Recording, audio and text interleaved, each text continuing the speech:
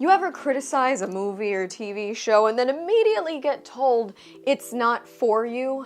Yeah, me too, but funny how I'm still allowed to pay for it though.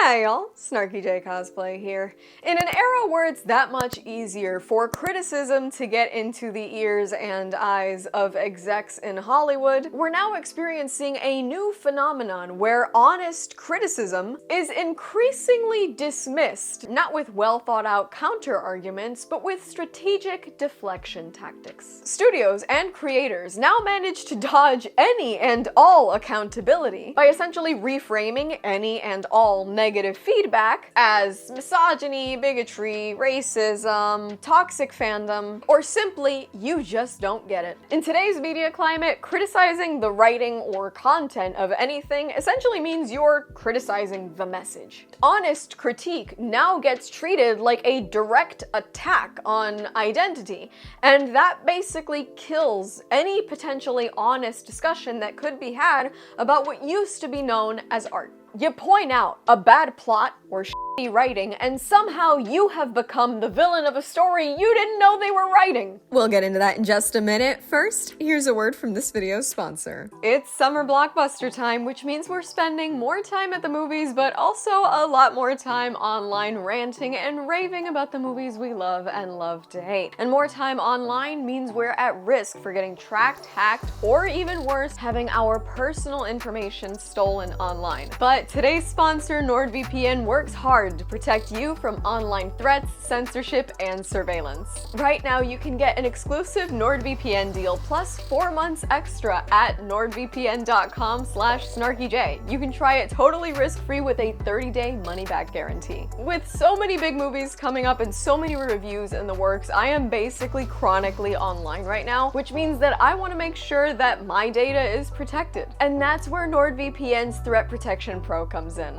Threat Protection Pro not only checks files for malware and blocks phishing links, it also even blocks those annoying pop-up ads. Threat Protection Pro even stops hundreds of web trackers to make sure that I can scroll privately. With 24/7 customer support and protection on up to 10 devices, NordVPN makes sure I stay safe while I'm talking about movies online, which is super important to me. So take advantage of the exclusive NordVPN deal plus 4 months extra at nordvpn.com/snarkyjay. Try it totally risk-free with a 30-day money-back guarantee. See, creators often blame audiences instead of taking a look at their own work. PR responses I'm so sick of hearing usually include something like, it was made for a different audience, you're just uncomfortable with progress, it's not for you, it's for them. So the implication that they set up with this kind of response is that if you don't like it, you're probably a bigot. And this creates a no-win scenario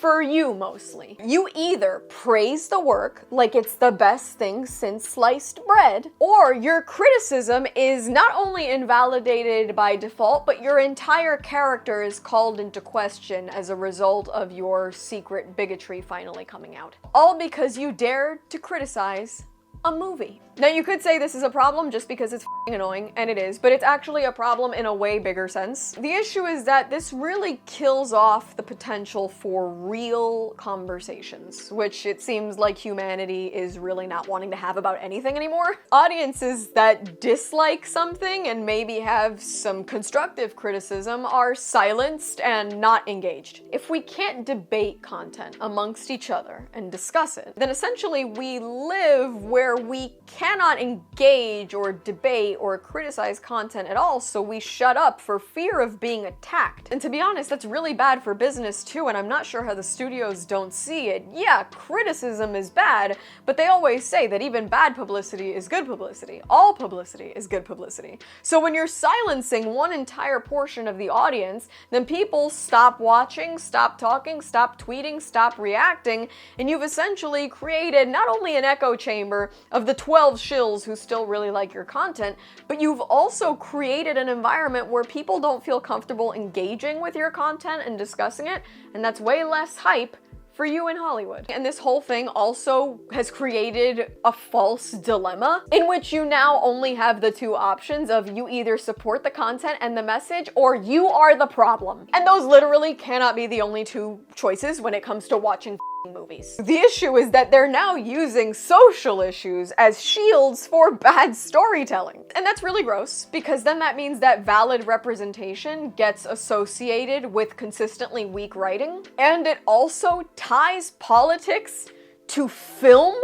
in a way that is almost impossible to separate. And all of this, what it starts doing and what I've started feeling ultimately, is alienated by the very studios that I used to appreciate, because somehow it feels like we take the blame when their content falls flat. I mean, anytime something does poorly, they bring out one of my favorite phrases of all time, toxic fandom. And nothing says we value our fans like calling them a bunch of toxic motherfuckers when our movies fail at the box office. See, the problem with toxic fandom is that it's relevant in some ways, and I'll get into that in a second, but the studios now use the phrase toxic fandom to dismiss entire groups of people with valid criticism. Some fans, I think, do cross the line into toxic fandom, and I've talked about that before. I've mentioned how one of the big issues with toxic fandom is that it really is like the infighting among the fandoms themselves. People are incredibly nasty and cruel to those that they disagree with. They seek to silence people that they don't agree with. And that's just among the fans. I'm not ignorant enough to say that there isn't toxicity from groups of fans towards celebrities whose castings they disagree with, for instance. We're all familiar with the story of Ahmed Best, who made the grave mistake of playing Jar Jar Binks in Star Wars and got so much hate that he was almost driven to offing himself. And that is unacceptable. But my point here is that not all criticism equals toxicity. Studios often weaponize the worst voices to discredit the entire audience. The worst part of any spectrum is usually a super vocal minority. But it's really telling of Hollywood's major goal when they seek to amplify and cite and respond to only those voices. And my point with their major goal is that they know the difference between good faith criticism and hate. Disliking a script does not equal hating a character for their identity. Pointing out plot holes does not mean attacking the creator. Creators who can't take,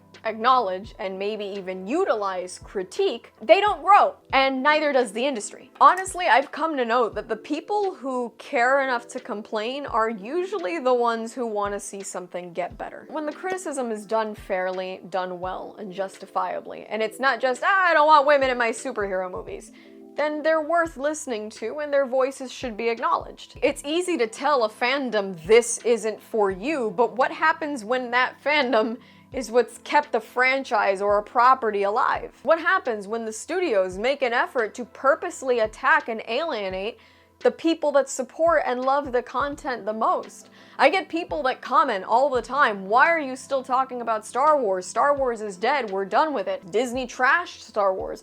And I can't disagree with a lot of those sentiments, but I still love Star Wars. And I want to see Star Wars get better. I want Disney to do better. I don't talk about Star Wars because I'm a masochist and I want to keep watching garbage. I watch Star Wars still because I live with the hope that it'll get better, that they'll hear the criticism at some point and change courses, that they'll lose enough money that they'll do something different.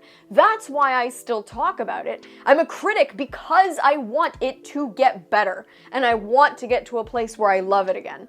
I don't criticize it because I hate it. I criticize it because I care. And if a show can't survive good faith criticism like that, then maybe, shockingly enough, the audience probably isn't the problem. It's probably the script or the writer's room or whatever focus group approved this garbage. I know people tend to get a little finicky with me when I refer to things like Marvel and Star Wars and superheroes and video games and all that as art. Even though it's become so commercialized, it still is art. It still is people writing and designing and everything that goes into producing something like Star Wars. It's art in its own way. And art is made for us to think, for us to debate, for us to question, and for us to feel. If the only acceptable response to the art is applause, then you didn't make art, you just made propaganda, and you made propaganda that you knew the right answer to. And to be honest, that's not how good movies, TV, or any piece of media should be made. That's not how successful things work, and attacking good faith critics is not really how you keep a fan base going. And that's all from me. I've been SnarkyJay. Thank you so much for watching. Please don't forget to like and subscribe. For more SnarkyJay, be sure to check me out on Instagram. And if you'd like to support me, this channel, and my content creation, do check out and consider subscribing to my Patreon for exclusive photo shoot sets and cosplay content. I'll add links to all of those in the description below. And let me know your thoughts on toxic fandom in the comments below.